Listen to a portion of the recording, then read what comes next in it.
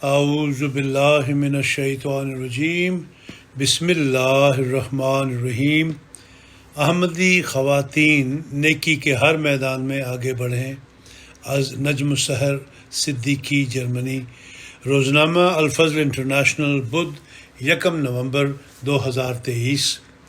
اللہ تعالیٰ نے مردوں اور عورتوں کو نفس واحدہ سے پیدا کیا ہے۔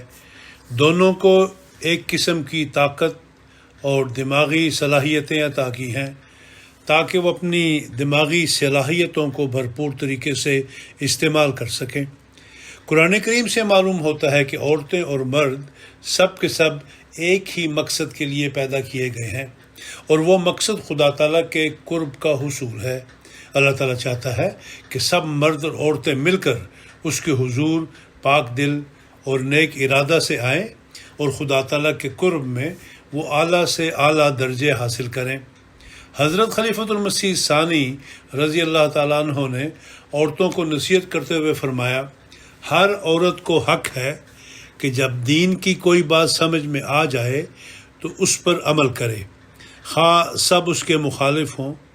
وہ یہ عذر نہیں کر سکتی کہ میرے باپ یا بھائی یا خاوند نے اجازت نہیں دی۔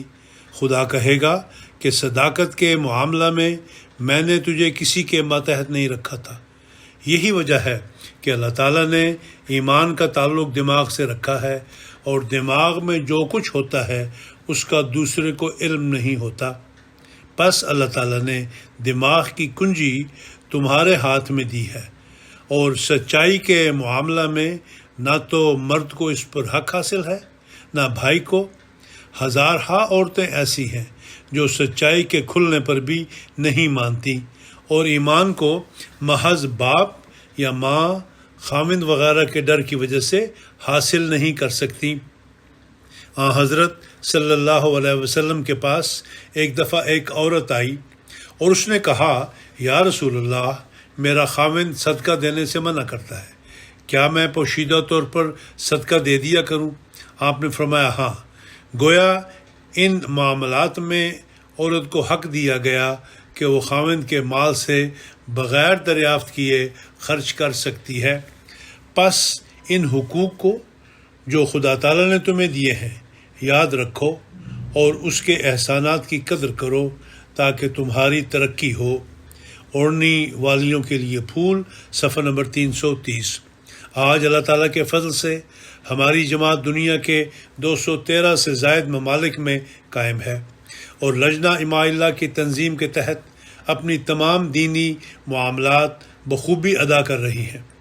ہم میں سے کسی عورت کو یہ نہیں سمجھنا چاہیے کہ وہ کسی بھی طرح سے پیچھے رہ جانے والی ہیں۔ ہمارے پاس تو خلافت کا عظیم الشان تحفہ موجود ہے۔ آج ہم احمدی خواتین کو نیکی کے کاموں میں مزید بڑھنے کی ضرورت ہے، اور ہمیں اپنے عمل اور اخلاق سے لوگوں کے دلوں میں اسلام کی صداقت قائم کرنا ہے۔ اسی سلسلہ میں حضرت خلیفۃ المسیح الرابع رحمہ اللہ نے عورتوں سے مخاطب ہوتے ہوئے فرمایا، اللہ تعالیٰ کے فضل سے احمدی خواتین میں استطاعت ہے، اگر وہ چاہیں تو عظیم انقلاب رونما کر سکتی ہیں۔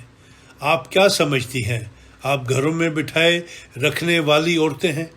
آپ کو میدان جہاد جب اپنی طرف بلا رہا ہو تو دنیا کا کوئی مولوی اگر اس کے خلاف فتویٰ دے تو آپ اس کے منہ پر آپ تھوکیں بھی نہیں، اس کی قطعاً پرواہ نہ کریں۔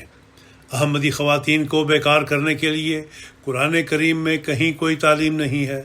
احمدی یعنی مومن خواتین سے اللہ تعالیٰ ہر صحت مند میدان میں مردوں سے آگے بڑھنے کی توقع رکھتا ہے، کیونکہ مسلمانوں کو برابر یہ مطمع نظر عطا کیا گیا ہے کہ لِكُلِّ وِجْهَةٌ هُوَ مُوَلِّيهَا فَاسْتَبِقُوا الْخَيْرَاتِ، سورہ البقرہ آیت نمبر 149۔ اب دیکھیے، آپ ذرا غور تو کریں، یہاں یہ نہیں فرمایا کہ ہم نے مردوں کے لیے ایک مطمع نظر مقرر فرمایا ہے۔ لفظ اتنے خوبصورت استعمال کیے ہیں جو ہر شخص پر برابر چسپاں ہوتے ہیں۔ فرمایا لِكُلِّ وِجْهَةٌ، ہر شخص کے لیے ہم نے مطمع نظر رکھ دیا ہے، ہر قوم کے لیے ایک مقصود بنا رکھا ہے۔ اور اے محمد مصطفیٰ صلی اللہ علیہ وسلم کے غلاموں، تمہارے لیے مقصود یہ ہے کہ تم نے ہر حال میں ایک دوسرے سے آگے بڑھنے کی کوشش کرنی ہے۔ بس اگر آپ اس کل میں داخل ہیں اور یقیناً اس کل میں داخل ہیں تو ہر نیکی کے میدان میں مردوں سے آگے بڑھنے کی کوشش کرنا خدا کی طرف سے بطور فریضہ آپ پر عائد کر دیا گیا ہے۔ بس اگر تبلیغ کے میدان میں مرد پیچھے رہ رہے ہیں تو ان کو پیچھے چھوڑ دیں اور آپ نکلیں اور اس ملک میں دین حق اور احمدیت کا سچا نور پھیلانے کی ذمہ داری اپنی ذات کے لیے قبول کر لیں۔ بس اے احمدی خواتین، میں تم سے توقع رکھتا ہوں، خدا کا رسول تم سے توقع رکھتا ہے کہ تم اس بات کی پرواہ نہ کرو کہ مرد تمہیں کیا کہتے ہیں، بلکہ تم ہر اس نیکی کے میدان میں نئی فتوحات حاصل کرو یہاں تک کہ تمہارے مردوں میں بھی غیرت جاگ اٹھے اور وہ بھی دین کی حمیت میں اور دین کے دفاع میں تم سے آگے بڑھنے کی کوشش کریں۔ اگر تم ایسا کرو تو ہندوستان چند صدیوں کی بات نہیں، چند دھاکوں میں اسلام کے قدموں میں پڑا ہوگا اور اس فتح کا صحرا تمہارے سر پر لکھا جائے گا۔ اے احمدی خواتین، تمہارے سر پر اس کا صحرا ہوگا۔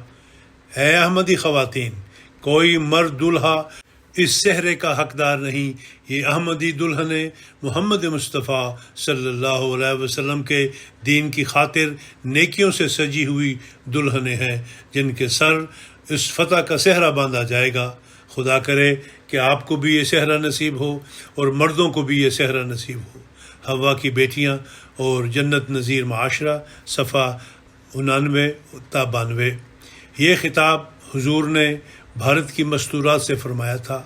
آج ہر احمدی خاتون کی ذمہ داری ہے کہ ہم نیکیوں کے میدان میں آگے بڑھیں اور اپنی نسلوں کو بھی دین حق پر چلنے والا بنائیں۔ خدا کرے کہ ہم اپنی ہر ذمہ داری بخوبی ادا کرنے والی ہوں۔ آمین ثم آمین۔